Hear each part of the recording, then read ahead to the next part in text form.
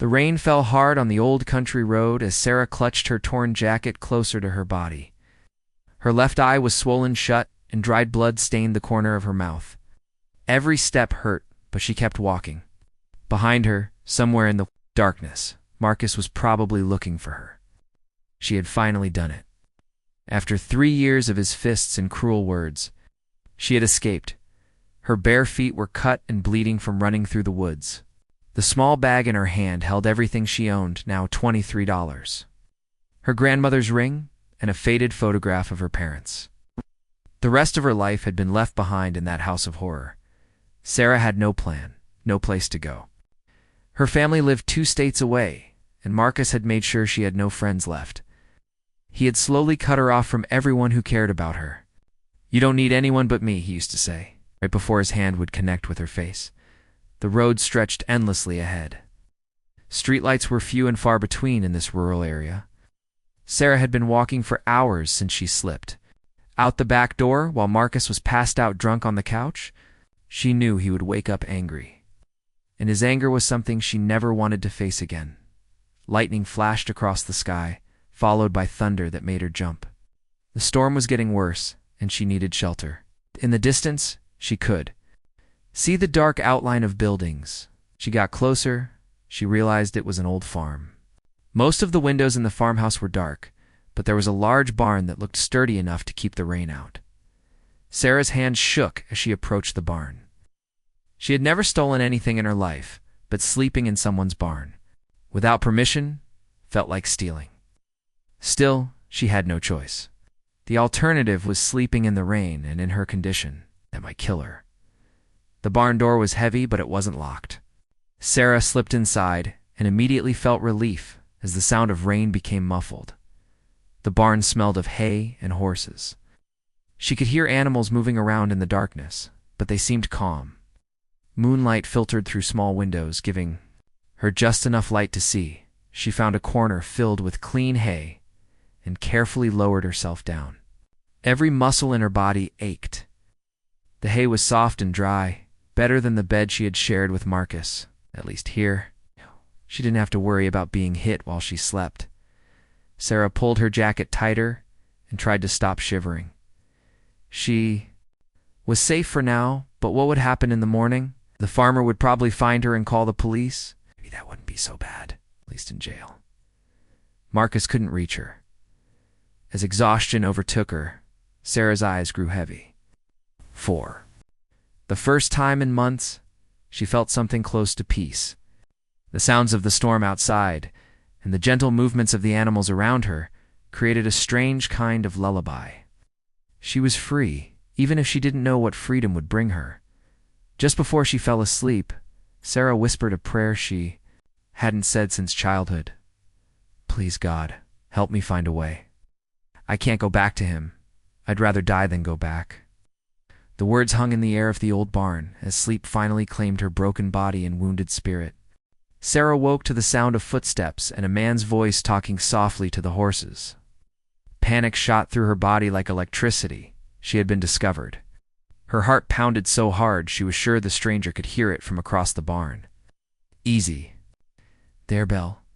I know the storm scared you last night," the voice said gently. It was different from Marcus's voice, calm and kind, instead of harsh and threatening. Still, Sarah had learned not to trust men's voices. Marcus could sound sweet too. When he wanted something, she tried to make herself smaller in the corner, hoping the shadows would hide her. Through the hay, she could see a tall man in worn jeans and a cowboy hat moving between the horse stalls. He moved with the quiet confidence of someone who had worked with animals his whole life. The man was checking each horse, running his hands along their legs and necks, speaking to them like old friends. "How about you, Thunder? You doing okay?" After that storm, his voice held genuine care. Not just for the animals, but for their well-being. Sarah watched him work, fascinated despite her fear. She had never seen someone be so gentle with animals. Marcus had kicked their neighbor's dog once just because it barked at him. But this man seemed to understand that the horses needed comfort after the frightening night. As he moved closer to her hiding spot, Sarah held her breath. The man was probably in his 30s, with kind eyes and work-roughened hands. There was something about the way he carried himself that suggested strength, but not the kind of strength that hurt people. It was the strength of someone who protected things. "I know someone's in here," he said suddenly, his voice still soft. Sarah's blood turned to ice. "I can tell because the horses are acting different. They're not scared, though, so I know whoever it isn't here to cause trouble." Sarah closed her eyes and waited for him to yell, to grab her, to call the police. Instead, he just stood there quietly. When she finally opened her eyes and looked up, he was standing a few feet away, his hat in his hands, his expression concerned but not angry. "Ma'am, are you hurt?" he asked, taking in her bruised face and torn clothes. "Do you need help?" The kindness in his voice broke something inside Sarah. Tears she had been holding back for hours started flowing down her cheeks. She tried to speak, but only managed a small nod. The cowboy slowly sat down on a bale of hay, keeping his distance so she wouldn't feel trapped. "My name is Jake. This is my family's ranch. You're welcome to stay in the barn as long as you need to, but I'm worried about those injuries. When's the last time you ate something?" Sarah couldn't remember the last real meal she'd had. Marcus Controlled the food in the house, just like he controlled everything else. "I don't have any money," she whispered, her voice barely audible. Jake shook his head. "I'm not asking for money. I'm asking if you're hungry." He pulled a wrapped sandwich from his jacket pocket. "My mom always packs me extra.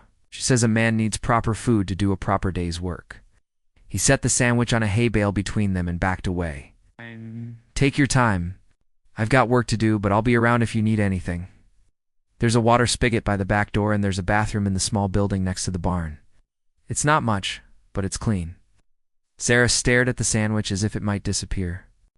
When had someone last offered her food without expecting something in return? She couldn't remember. "Why are you being nice to me?" she asked, still not moving toward the food. Jake looked at her with eyes that seemed much older than his face. "Because everyone deserves kindness, especially when they're hurting." "Ah!"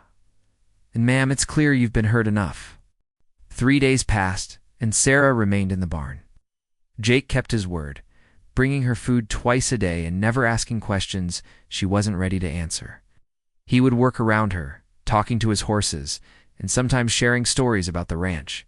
Sarah learned that he lived with his elderly mother, that his father had died 2 years ago, and that he was struggling to keep the ranch running on his own. "The bank's been breathing down my neck," Jake said one morning while brushing down his favorite horse, a beautiful brown mare named Belle. "Dad left some debts, and the drought last year didn't help. But this land has been in my family for 4 generations. I can't just give up." Sarah found herself looking forward to these one-sided conversations. Jake never seemed to expect her to respond, but his voice was soothing. His stories helped distract her from the constant fear that Marcus would find her. On the 4th morning, Jake arrived earlier than usual. "Sarah," he said gently. Sarah had finally told him her name the day before. "I need to ask you something, and I want you to know you can say no." Sarah's stomach clenched. This was it. He was going to ask her to leave, or worse, he was going to want something from her. Men always wanted something. "My mom needs help around the house," Jake continued. "She's 78, and her arthritis is getting bad. She can't clean like she used to, and I'm too busy with the ranch work to help her much. I know you're healing from whatever happened to you, but I wondered if you might be interested in helping her out. She'd pay you fair wages, and there's a small room above the kitchen that nobody uses." Sarah stared at him in shock. "A job? A real job with pay and a place to live?" "I don't understand," she whispered. Jake sat down on his usual hay bale. "Mom saw you through the kitchen window yesterday. She didn't say anything to me about it, but this morning at breakfast, she mentioned that the house felt too quiet with just the 2 of us. She said it might be nice to have another woman around, but she doesn't know me," Sarah protested. "Doesn't know what I've done or where I came from. She knows you've been respectful of our property. She knows you haven't stolen anything or caused any trouble. She knows you're hurting, and Mom has always had a soft spot for people who are hurting." Jake's eyes were kind but serious. "Sarah, I don't know what happened to you before you came here, and I'm not going to ask. But I can see you're scared, and I can see you need a fresh start. Sarah felt tears welling up again. What if I'm not good at housework? What if she doesn't like me? Mom likes everyone until they give her a reason not to, and housework can be learned. The important thing is that you're kind, and I can already see that you are. That afternoon, Jake walked Sarah up to the farmhouse. Her legs shook with every step. She hadn't been inside a house since she fled from Marcus, and the thought of being around strangers terrified her.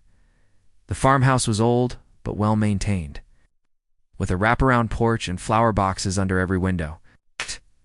Jake opened the front door and called out, "Mom, I brought Sarah to meet you." An elderly woman appeared from the kitchen, wiping her hands on a flowered apron. She was small and round, with silver hair pulled back in a neat bun and eyes that sparkled with intelligence and warmth. "Sarah, dear," she said, as if they were old friends. "I'm Martha, but everyone calls me Mom Martinez. I've been hoping Jake would introduce us." Martha's eyes took in Sarah's fading bruises and thin frame, but her expression never changed from one of welcome. "You look like you could use some of my chicken soup and maybe a nice hot bath. The bathroom upstairs has a big old tub that's perfect for soaking." "I should warn you," Jake said with a small smile. "Mom believes chicken soup can cure anything from a broken heart to a broken bone." "It's worked so far," Martha replied with a wink. "Now, Sarah, would you like to see your room? It's not fancy, but it gets nice morning light." The room above the kitchen was small but perfect. It had a single bed with a handmade quilt, a small dresser, and a window that looked out over the pasture where Jake's horses grazed. Sunlight streamed through clean white curtains, making the space feel warm and welcoming. "This was Jake's room when he was little," Martha explained, running her hand over the quilt, "before his dad built the addition downstairs. I made this quilt the year Jake was born." Every square tells a story of that year. Sarah touched the soft fabric gently. No one had ever given her something handmade with love. "It's beautiful," she whispered. "Now, let's talk about the work," Martha said, settling into the room's single chair. "I need help with cleaning, laundry, and cooking. My hands don't work like they used to, and Jake works from sunrise to sunset, trying to keep this ranch going. Can you cook?" Sarah nodded hesitantly. "Some, Marcus, my ex. He was very particular about his food. I had to learn." Martha noticed how Sarah's voice changed when she mentioned her past, but she didn't push. "Well, cooking for Jake is easy. He'll eat anything as long as there's plenty of it. The man works so hard he burns calories just thinking." Over the following weeks, Sarah settled into a routine. She woke early to help Martha prepare Jake's breakfast, spent the day cleaning and doing laundry, and helped prepare dinner each evening. It was more work than she had done in years, but it was good work. Work that mattered. Work that was appreciated. Martha never asked about Sarah's bruises or her past, but she had a way of sharing wisdom through stories about her own life. "I met Jake's father when I was running from something too," she said one day while they peeled potatoes together. "Not a person, but a life that didn't fit me. Sometimes we have to lose everything to find out who we really are." Jake was kind but kept his distance, seeming to understand that Sarah needed time to heal. He would compliment Martha on the meals Sarah helped prepare, and he always thanked Sarah for her work. But he never made her feel pressured or uncomfortable. Slowly, Sarah began to relax. She started sleeping through the night without nightmares. She began to eat regular meals and gain back some of the weight she had lost. The bruises faded, and the constant tension in her shoulders began to ease. One evening, while Sarah was washing dishes, she heard shouting from outside. Her blood froze as she recognized the voice. Marcus had found her. "I know she's in there," Marcus yelled from the front yard. "Sarah, get out here now. You belong to me and you're coming home." Sarah's hands shook so badly she dropped the plate she was holding. It shattered on the kitchen floor as Martha appeared beside her. "It's him," Sarah whispered, her voice filled with terror. "He found me. I have to go with him. If I don't, he'll hurt you and Jake." Martha put a firm hand on Sarah's shoulder. "This is our home, and you're our family now. No one is taking you anywhere you don't want to go." Ow! Sarah could see Jake walking calmly toward Marcus, who was pacing back and forth in front of his truck like a caged animal. Marcus was bigger than Jake, and Sarah knew how violent he could be. "Jake doesn't understand," Sarah said frantically. "Marcus will hurt him. I've seen what he can do when he's angry." But Martha was already on the phone. "Sheriff's Department. This is Martha Martinez out on Longhorn Road. We have a man threatening and harassing one of our employees. Yes, we need someone out here right away." Outside, Sarah could hear Marcus's voice getting louder and more aggressive. "You can't keep her from me. She's my wife." Jake's voice was calm, but firm. "She's not your wife, and she doesn't want to see you. I'm going to have to ask you to leave." "Or what?" Marcus sneered. "What are you going to do about it, cowboy?" Sarah watched in horror as Marcus shoved Jake hard in the chest. But Jake didn't retaliate with violence. Instead, he stood his ground and spoke in a voice that carried across the yard. "I'm not going to fight you. I'm not going to let you hurt her either. The sheriff is on his way, and if you're smart, you'll leave before he gets here." Marcus laughed, but it was an ugly sound full of rage. "You think some small-town sheriff scares me? I've been looking for Sarah for weeks. She's coming home with me tonight." "No, she's not," Jake said firmly. "Look around you, Marcus. This is private property, and you're trespassing." Sarah is an adult who can make her own choices. Sarah watched from the kitchen window, her heart racing. She had never seen anyone stand up to Marcus like this. Most people were intimidated by his size and his temper, but Jake stood there calmly, not backing down, not showing fear. "Sarah." Marcus screamed toward the house. "I know you can hear me. Get out here right now, or I'm going to hurt this cowboy." That's when something changed in Sarah. The fear was still there, but underneath it was anger. Anger at herself for being afraid, anger at Marcus for following her, and anger at the thought of him hurting these good people who had shown her nothing but kindness. Before Martha could stop her, Sarah walked out onto the front porch. "I'm here, Marcus." Marcus's face lit up with a cruel smile. "There's my girl. Come on, baby. Let's go home. I forgive you for running away." "I'm not your girl anymore," Sarah said, her voice stronger than she felt. "I'm not coming home with you." Marcus's expression darkened. "You don't have a choice. You belong to me." "No," Sarah said, taking a step forward. "I don't belong to anyone. I'm not your property, Marcus. I'm a person. You're nothing without me." Marcus shouted, "You're stupid and worthless, and no one else will ever want you." For 3 years, Sarah had believed those words. They had echoed in her head every day, convincing her that she deserved the abuse, that she was lucky Marcus wanted her at all. But now, standing on this porch with Martha's hand on her shoulder and Jake protecting her in the yard, she realized something important. "You're wrong," she said. "I am worth something. I'm worth kindness. I'm worth respect. I'm worth love that doesn't come with bruises." Marcus started toward the porch, his fists clenched, but Jake stepped into his path. "That's far enough." "Move, cowboy, or I'll move you," Marcus growled. "I don't think so," said a new voice. Sheriff Rodriguez was walking up the driveway, his hand resting casually on his gun. "Is there a problem here?" Marcus spun around, his face red with rage. "This is between me and my wife. It's none of your business." "Actually, harassment and trespassing are very much my business," the sheriff replied calmly. "And according to my information, this lady isn't your wife. She's filed a restraining order against you in the county where you live." Sarah gasped. She hadn't filed any restraining order. She saw the sheriff catch her eye and give her a small nod. He was lying to protect her, giving her time to make it official later. "Now, Mr. Coleman," the sheriff continued, apparently knowing Marcus's full name, "you're going to get in your truck and drive back where you came from. If I see you on this property again, if you contact Miss Sarah in any way, I'll arrest you for stalking and harassment." Marcus looked around wildly, realizing he was outnumbered and outmaneuvered. "This isn't over, Sarah. You can't hide from me forever." "She's not hiding," Jake said quietly. "She's living her life. There's a difference." After Marcus drove away, his truck disappearing into the darkness, Sarah sank onto the porch steps. Her legs wouldn't hold her up anymore. The adrenaline that had given her strength was fading, leaving her shaky and exhausted. Jake sat down beside her, careful to keep some distance. "You were incredibly brave," he said softly. Sarah shook her head. "I was terrified." "Being brave doesn't mean you're not scared," Martha said from the doorway.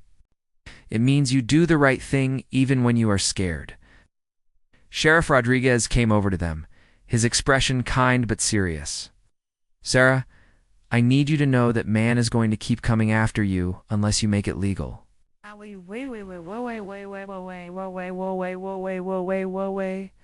"Would you be willing to come to the station tomorrow and file a real restraining order?" Sarah nodded, though. The thought of going through legal proceedings scared her. "What if he doesn't respect it?" "Then we arrest him," the sheriff said simply.